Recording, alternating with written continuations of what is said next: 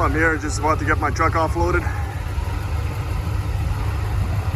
Each crate is 4x4 by 8 feet, weighing anywhere from 800 to 1200 pounds. I try to keep all the heavier ones to the bottom. This is a very top heavy load. I hate driving this load.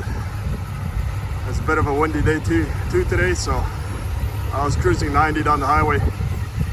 Just let everybody else go around me. But anyways, it's a really cool operation these guys got in their yard. Usually get me offloaded in about 5 minutes. Okay, take it easy.